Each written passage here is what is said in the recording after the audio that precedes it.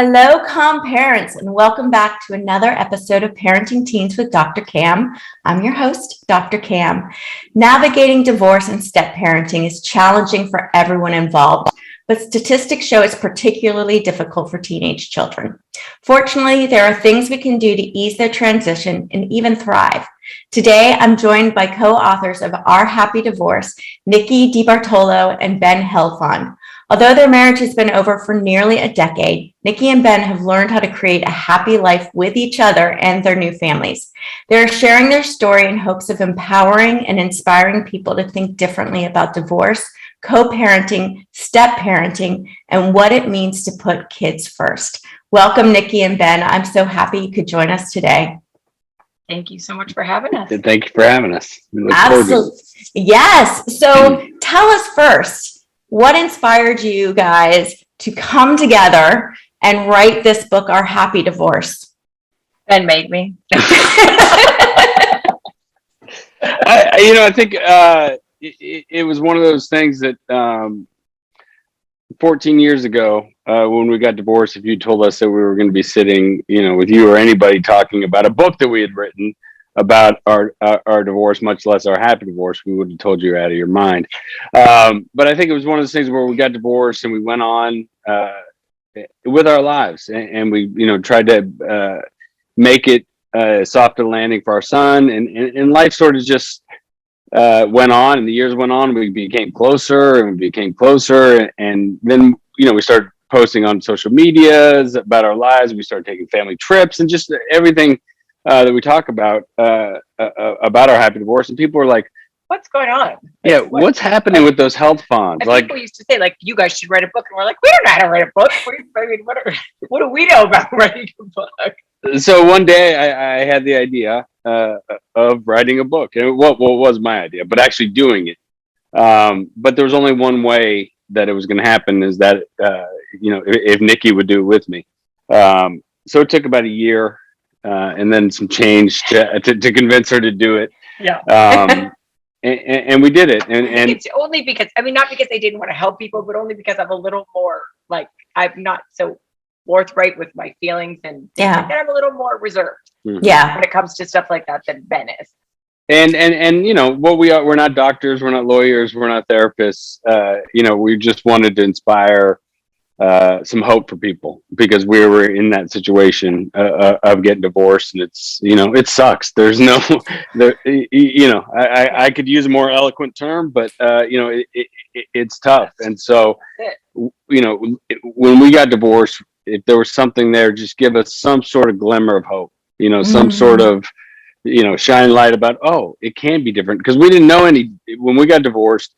There wasn't really any other way, right? Except for, Combatant, War of the Roses, the movie in the 80s, and loved that movie. Yeah, destroying your children. Right. Well, yeah. And I think it always amazes me, because whenever people get divorced, it always seems like their ex is like the most psychotic person on the planet. I'm like, how are all these people marrying psychotic people suddenly? Right. Right. Right. Like how many people marry, or women or men marry Prince Charming or Princess Charming and then divorce a narcissist? I mean, it just does, right? It doesn't, statistically, it's absolutely impossible. But it seems to happen. So it does. And believe me, we started out that way too. That right. we definitely thought that about each other too when we first started our divorce process. Yeah, I mean, there's so many hard, like, hurt, angry feelings, and then you've got these kids that are just put smack in the middle of it. They have no choice. They don't want this. And they're seeing these people they love just like tear each other apart. And so what are some of the tips you can provide parents for how do we help ourselves survive? Because I see the parents are struggling just on their own to survive.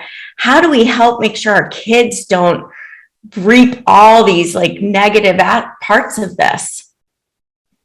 I think for us, and you said this, that when Ben's parents are divorced, so I think that he wished he had an outlet that he was able to discuss, instead of it being taboo to discuss what's going on in your parents' relationship, because it's hard on a kid. And most kids sit and don't discuss it with their parents about how difficult it really is for them. And I think, from day one, we tried to, Asher was really little when we split up. He was 3.5. And so, but even from then, we tried to get him to talk to us and tell us how he was feeling from even from like when he got a little older, and he would say to us, hey, a week is too long at your house. I miss dad, or I miss mom. A week is too long. So you know what? We redid the schedule, and it turned into 3 days, because at that point that was easier for him. So it's a matter of, like, for us, it was a matter of being able to allow him to express himself, allow him to be sad, allow him to be frustrated, allow him to not understand it, and for us to be able to help him, get through this as best as we could.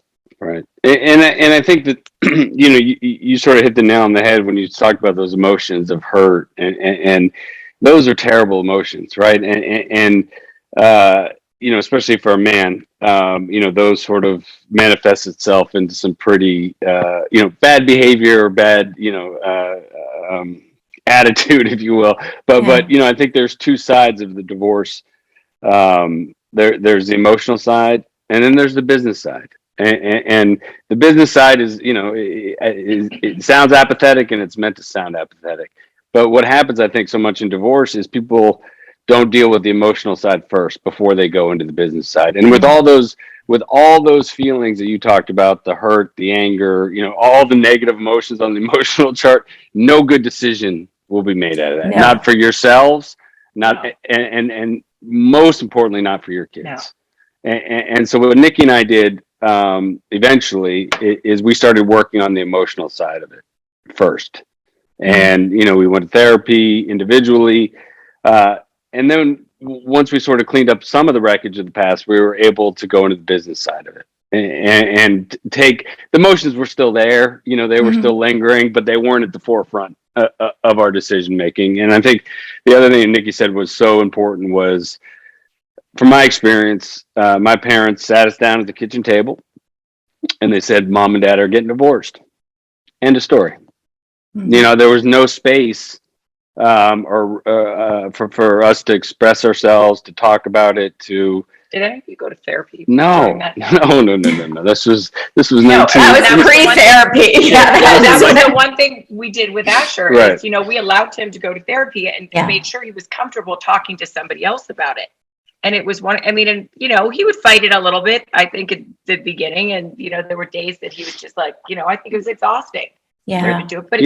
But we made sure he enjoyed the therapist and he was getting something out of it. And so, exactly. And then the other side of it, 1984, no therapy. Mom, yourself. Well, yeah, I'm old. But Mom and Dad are getting divorced.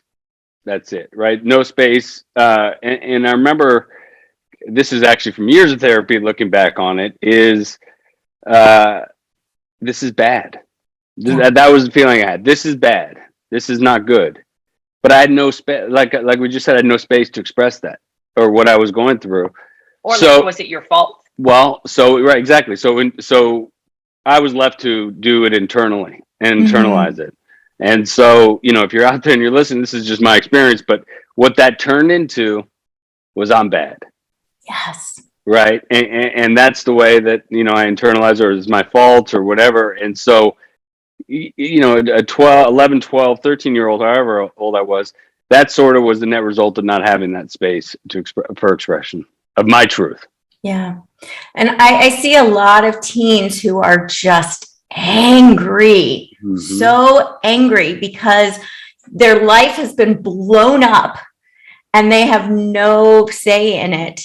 And it's as if they're not allowed sometimes to express anger because I think it hurts their parents, right? And their parents aren't trying to push them down, but I think their parents are so sensitive to it that they're just like, I'm dealing with a lot. I don't have enough to deal with you. So how do we help, like when we don't have anything left in ourselves, how can we show up for our kids and help them through this? Well, I wish that we could give you a medical answer, or a therapeutic answer, but here's what Nikki and I did. We faked it until we made it. You know, and I know that probably isn't the answer that a therapist would give, but what we did was, yes, there was nothing left. We were drained emotionally. Yeah. We were, you know, like you talked about. But when we were around Asher at his school events, sporting events, whatever it might be, you know, we put on our big boy pants. Yeah.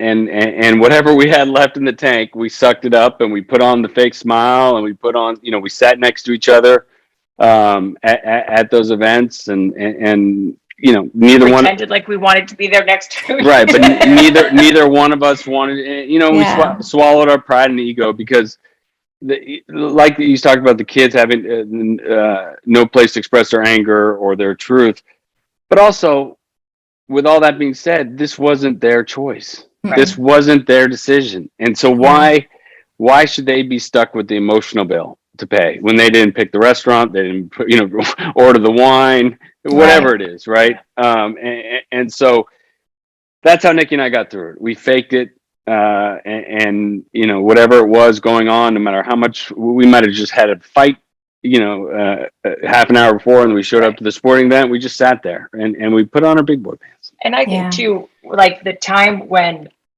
he would go to Ben's house, even though, you know, as a mom or whatever, you like dread, and dad, but like you dread every minute that they go over there. But it's also like you have to use that time too for yourself. Like, because there's so much you can do. And like, you know, I mean, I think that's basic. That's when I would use therapy. And that's when I would go to therapy, is when Asher was at Ben's house, because I didn't want to have that doubled up emotion when he was with me. Right. So a lot of times I tried to like, just, you know, get it all out when he wasn't home. So one of the things I see too a lot is that it's like, well, dad does it this way, we do it this way. It's not compatible. We do it right, they do it wrong. They undo everything. So I see a lot of this, even when people are together, actually, but I see a lot of this when you're in divorced families. So how do you come together to make sure that there's some consistency with raising your kids so they're not spinning? I think that, oh, look at his face. I think that if we were together, we would raise our child different. Such a good point. I mean, so for us, it's not about being together or not being together. But I think from day one, we sort of made a promise to each other that the big ticket items were things that we had to come together and agree on. Because it's not fair to him, it's not fair to your children. So the big ticket items, we kind of said, you know what, we have to come together and we have to make a decision on these items. You know, even if it, like, as much as, you know, where he's going to go to school, what he's, you know, but like things like that. But even like parenting items, you know, where he's allowed to drive, where he's not allowed to drive, what times he's allowed, you know, his curfew, like things like that were. Yeah, and I think that the like Nikki just said, we're not the same people, but maybe parenting wise, and these issues. I mean, Nikki's likes to take care of everything. You know, some people call control. As a matter of fact, I was doing a project last night. As an ex-wife, you know, I just like to say she has a big heart. It was probably like my last 18-year-old's project I was doing last night. so you know, if we were married, those things would still be there. Yeah. Right. But because you're divorced, they become these big deals. Oh, she doesn't do that, or he always does this, or I mean, Asher and I were just, this is however many years later, we were just in Orlando for lacrosse. I absolutely am. and I took him overnight to Orlando for lacrosse tournament. And Nikki's text, "Are you going to feed him? Are you going to?" I go, Nikki, in 14 years, have I ever, you know, the kids lived. The kids lived. He's been fed. I mean, what? All of a sudden, it's like, one, he's 18. He can feed himself, right? So this is just, you know, it's part of the co-parenting, and I think the thing that gets misinterpreted, or, you know, the definition gets mixed up, is that I co-parent with my wife now with our two kids, and we have different parenting styles. But because these emotional stuff is on top of all the other things that people haven't dealt with, they become these big issues. Yeah. Oh my God, you wouldn't believe what he did. Or, oh my God, you wouldn't believe what she did, or how he, So, because of, the work we've done and like we're talking about, we've made it, moved to fake it until we made it. They're really not that big of deals. The dog just came to visit. That's why I was like, if you see me like leaning over, it's because I'm petting one of them. Yeah, she's not petting me. Right. Let's make that clear. Hi. Yeah, say hi. Oh, so cute. Say hi. He's so happy. So when we, there's several things I want to go with, because I want to go with like adding the whole other dimension of when you guys get remarried. Like there's so much drama that can happen with that. Let's start there. So how do you introduce new people when a lot of times the kids are hoping that the parents will still get together, which means these people are like their enemy because they're ruining their chance of the parents getting together. So how do you introduce that? Well, I think we have two very, very interesting, different stories. Stories. I after we got divorced, Nikki and we had gone through all this work like we talked about, and we were sort of Ben was like a new being, right? I was levitating in my spirituality and all this forgiveness and love, and then Nikki calls me and she says she started dating a guy that we had known while we were married, and so I'd already known him, so there wasn't that introduction. Asher had already known him, so there wasn't that, introduction moment. But it sort of just shows. So the first time that I didn't meet him, but the first time I interacted with him since he had been with Nikki was at Asher's baseball game that I was a coach at. And Nikki had called me and told me that he was going to be there, and the whole game I'm on the field, I'm like looking over and just dreading the moment, because the moment's going to happen after the game. And I'm wishing the game would go to extra innings and all this stuff. And so the game ends. She had to disappear and leave. Right. The game ends. The kids obviously run out of the dugout and don't clean up the dugout. So the coaches are left to clean up the dugout. And Asher runs over there, and I'm walking over there. And this is the moment, right? I'm like, it's either they're going to crash and burn or I'm going to shine, right? I'm literally just thinking to myself, what's best for Asher? What's best for Asher? And so I go over there and the first thing I do is I give Chad, her husband, a hug in front of Asher, just to sort of like as a disarming, like, this is okay. And the last thing I wanted, my stomach, even walking over there, that just ripping the inside and the ego and the hurt, pain and all that stuff. But, we talked about faking it until we made it. Like that was just putting on my big boy pants, right? And it was probably the most awkward man hug ever in the history. But it was a hug, right? Yeah. And so, that's how that introduction went. And Nikki and him are married today. He's a great guy. He's one of my close friends, and he's great for Asher. He checks all the boxes, right? Nice. If I take ego out of it. Now, if I put ego in the forefront, he would check none of those boxes. No. He's a jerk. He's the worst thing ever happened. Right. Exactly. Right? Yeah. But when I'm really honest and authentic with who the guy is, he's a wonderful guy. He's a wonderful man, and that's somewhere along the line we crossed that line and made it too. So that's how Chad was introduced. It was a little easier on Asher, I think, because he already knew him, which was good in hindsight. And I think my story is a little bit different. That I'm not gonna. Well, no, I am. I'm just gonna group guys all together in this, right. And I'm just saying, a lot of men choose to go and sow their oats when they get a divorce. So I knew that was, kind of what Ben was doing, and allegedly. No, Crystal Diamond, whatever their names might have been. Crystal.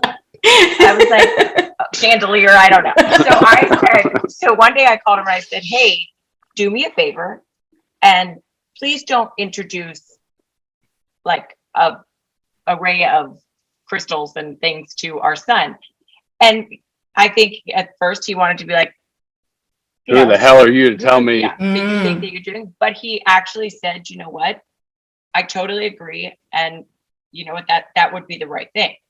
So I did really appreciate that. But then fast forward, he's dating Nadia and he tells me that, you know, she's hanging out with Asher and I had yet to meet her.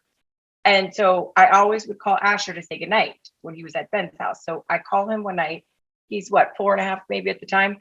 And I said, you know, I was just talking to him and I was saying goodnight to him. And he said, hey, Mom. I said, yes. And he said, do you know Nadia? And I said, I don't. I know who Nadia is, but Mommy's never met her. And he said, well, hold on. I think you should talk to her. And he puts her on the phone. Awkward? And I was like, very awkward. I'm like, I wish there was a camera in my room that you could have seen my face. Oh, I have it in my mind for the rest of my life. At least Nadia's reaction. Like, the most awkward thing. But it was him saying, hey, listen. Yeah. This is what I need. Woman, and I'm hanging out with her. You need to be able, like, I need to know you're okay with it. Yeah. Or like, you need to know her too. So that was his way of saying, hey, it's time. Like, yeah, if I know her, you should know her. So, I mean, that was like one of those things that you're like, God, kids are really smart. They are. Yeah. And I just want to reemphasize really quick just what Nikki said, because, you know, that moment where she called me, and not that I'm some big, better person, but when the difference between an ego answer or, you know, the emotional answer and the what's best for Asher answer is so crystal clear in that you know, in the response, because yeah, the first thought was, who the hell are you to tell me you're dating the guy that we knew, you know, while we were married? Like, but, you know, stop and you know, not react off that. She was right. I mean, the best thing for me was to, you know, have, you know, my son meet all these women and have all this companionship. But at the end of the day, he's traumatized. Our kids are traumatized, you know, when their parents are divorced, and to have this revolving door of women in and out of his life doesn't help that trauma. Yeah. And so, you know, I committed to Nikki to doing that, and I think it was 9 months, almost a year before I introduced Nadia at that. Well, Asher introduced Nadia to Nikki, but I kept her. You know, I you know, you knew who she was. Yes, I knew who she was, and I was like, oh, okay. But the time where Asher and Nadia met, I called Nikki and let her know that this was going to happen, because, you know, she deserved to know that her son was going to meet, you know, a new woman, you know, in his life. And so, you know, I just think that's a perfect example. Like when you start blending the families or you introduce people, to really take a moment and think what's, you know, best for your child, who with the pair of glasses on, that he or she or them have been through trauma. Yeah. You know, and I think I want to call this out, because I'm guessing a lot of people listening are going, oh my gosh, my ex needs to listen to this. Like, my ex needs to do that. And I think the really important thing that I want to call attention to is both of you are talking about what you did.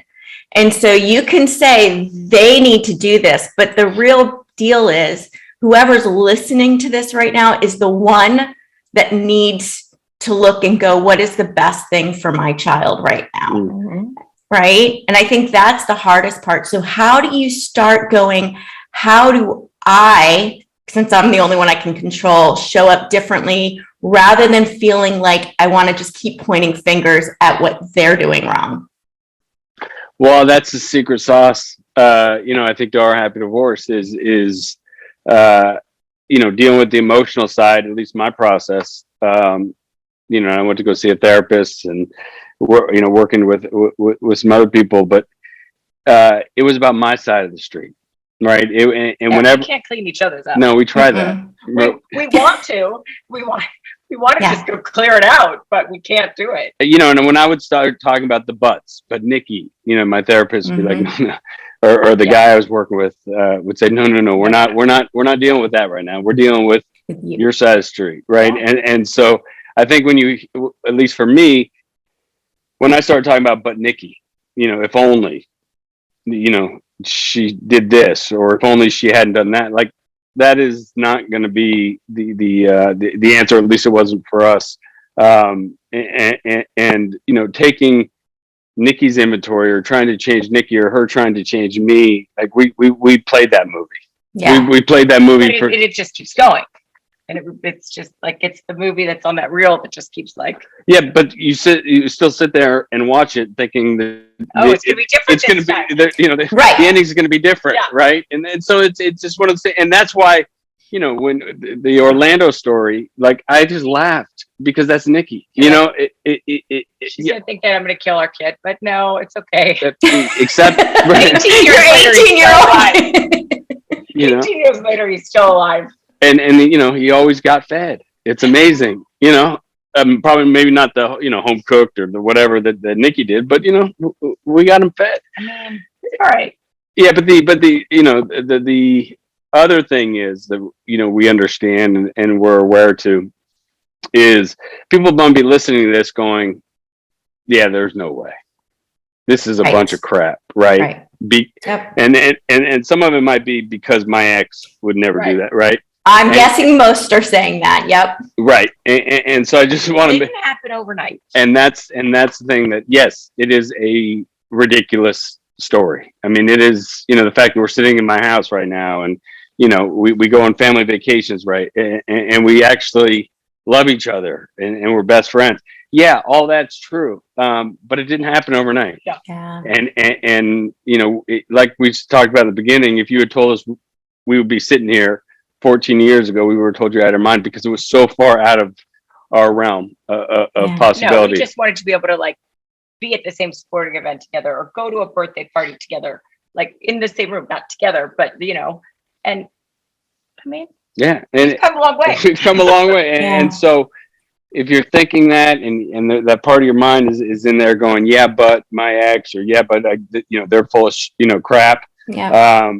You just leave a little bit of space for possibility. You know, I just urge you to leave a little bit of space for, well, that would be nice, or you know, and Hey, maybe. it may be, you know, and and not like what I do a lot is certainty, like draw certainty, like, oh, there's no way that would ever happen, right? There's no, and so maybe just, you know, if you're listening, just hold a little space for uncertainty, a possibility.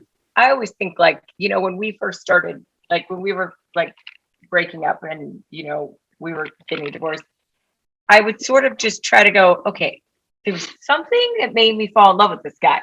Like, so that's still there. Like, it's matter, like, no matter if I hate him right now and I really want to kill him, but there's, right now, he's not, no, okay. he's not, he's still the same person. Right. So I like just Right. kept trying to say like just give it time. I need to go find that again in order to make it, like, you know, and I think that actually kind of helped me with our relationship, that I'm like, okay, just give it some time. He's still there somewhere. Right. I just got to dig him out. And the other thing about what we've come to realize, yeah, the story's, you know, a little absurd and full, you know, rainbow waterfalls and unicorns.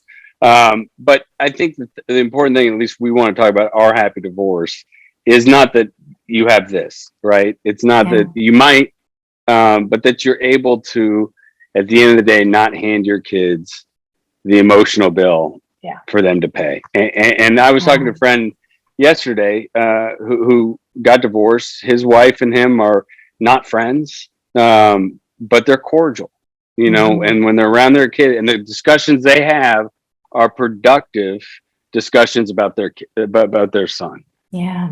And I was like, you have a happy divorce because, you know, you managed to somewhat, you know, shelter your kid from your decisions. Yeah. Right. You know, in our life, Asher didn't choose for us to meet. He didn't choose for me to ask Nikki out on our first date. He didn't choose, you know, for us to live together, or to get married, or to have kid, you know, to have him, or, you know, anywhere along the line. And certainly didn't choose for us to get divorced. Right. So, you know, why should he have to pay the consequences for something he had no choice in? And I always say too that parents need to, like, I think that sometimes parents don't understand how much their actions impact a child. Because I mean, we have done, you know, what we have done in our relationship to make it as, easy and as smooth as possible for Asher. And, you know, the relationship that we have built is probably beyond what most people would even comprehend as being normal, but it's normal for us. And now it's normal for Asher. It's normal for Ben's kids. Like the other day, one of them asked when we got married. And like, so they called me their stepmom. So like they didn't have any other name for me. So I was just their stepmom. But Asher still will tell you this divorce is hard. And he will still say, you know, if I had, as much as he loves his step parents, he will still tell you, I would choose my parents to be together. I mean, so, and that's the thing is, I'm like, we made it so much, so easy on him, as like easy as we could, per se, whatever easy is in a divorce. But he still wishes his parents were together. So imagine all the other nonsense that goes on top of that with divorced parents, the stuff that I had to go through, right? I mean, it's even as like, even though, when I said that. Right. I mean, because, you know, like I said, we live in the land of rainbow waterfalls and unicorns, and so does he, but it's still hard on him. So imagine if that, you know, if it was the other way, and you know, parents couldn't even be together, or they talk, you know, all kinds of room together, or worse, what my parents did, you know, is talk bad about the other parent, the other kid, you know, and use us as blocking and tackling tools. I think there's still a lot of that. Yeah, weaponizing your kids. There's a lot of that. Yep, they become the pawns of the game, and that's really tough. And so what you both keep saying, I think I just want to reiterate again, the question is what's best for the kids in this moment. It's not about what you wish they would do or what you wish. It's what is the best thing that I can do in this moment for the kid. And I think that seems to be the real good guidepost right there. Right. Because it's okay if it makes us uncomfortable. Yeah. That's okay. We can deal with that. But it's not okay if it makes them uncomfortable. Yeah. Yeah. And it's hard. I mean, there's, you know, there's a different, I mean, I can personally use my intellect to justify what my intellect. See, if that doesn't tell you, you know, what we have is real, that you could sit there and be like, sorry, that was funny, Nikki. But I can to justify, you know, that word, what's best for Asher, right? You know, if you use Chad as an example, Nikki's husband, about I can twist it to why he's not a good guy. He's not what's best for Asher. If I am looking at making that decision based off of ego or based off of, you know, hurt feelings or whatever. So I think it is a tricky answer or question to answer when you're not looking at it through, you know, the true, authentic, what's best for your kid, and not what's best for you masked as what's best for Asher. And so that's something we've learned over the years to differentiate, or, to differentiate. And it's funny because you could have with 3 people and now 5, you know, 2 + 2 = 4. We all learned that. You could have 5 different answers. To that equation off of one, you know, decision. But what we've sort of have been able to realize is there's only one person who needs to get 4, and that's Asher. And so, you know, when you take ego out of it, you take everything else, it becomes easier or simpler. Isn't always easy. No, but there's a little bit more clarity. And I think it's again about focusing on you and not the other person. So how do people find you guys and your book? It's pretty simple. Everything at Our Happy Divorce, ourhappydivorce.com. We're on Instagram, you know, all the social medias, Our Happy Divorce. You know, this was something that was important for us to do to help people. And if you're listening, you want to get a book, just reach out to us on social media or email, and we gladly get you a book. You know, we have plenty of them. Got a room of them. We got rooms full of warehouses. Oh my God, we have that many. So, any parting words of wisdom or encouragement for parents with teenagers? Oh.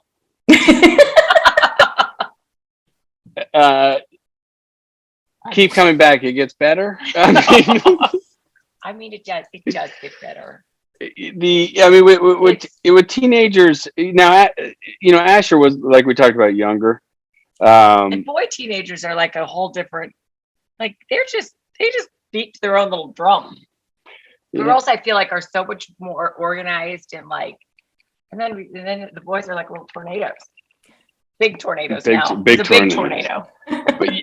But I think the the thing about, especially going through a divorce, my younger siblings, obviously were younger. I was 12, 10, they were 8. My older brother was 14, 15. I think with me, going through the divorce at that early teenage years, like we talked about earlier, there was no space to have any expression of my truth or ask questions or anything. And then, I internalized it.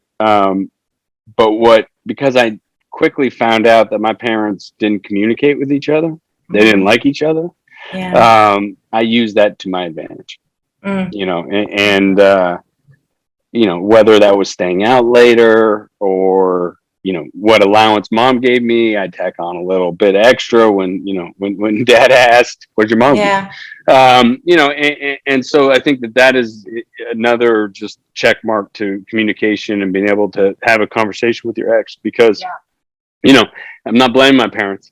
But it did sprinkle a little miracle grow on this gene I had called addiction and alcoholism. And sort of started going off the rails, right about the time my parents got divorced. And by the time I was, 8 years later, was a full blown, addict. And so, again, not to blame my parents, but it did give a little bit more space for that disease to grow. Yeah. Well, you didn't have anywhere else to put the pain. Right. So that you were medicating that pain. Right. Right. And the internalization of, like we talked. So, I just think with teenagers or any age, the more space, need space for communication, for openness, for them expressing their feelings, but also the parents need to talk. I mean, about, like Nikki said, the big ticket items. I mean, like what time, like that's one thing that's been consistent through our house, like curfew, call, wake up, when you get home, if you're not going to be. And so,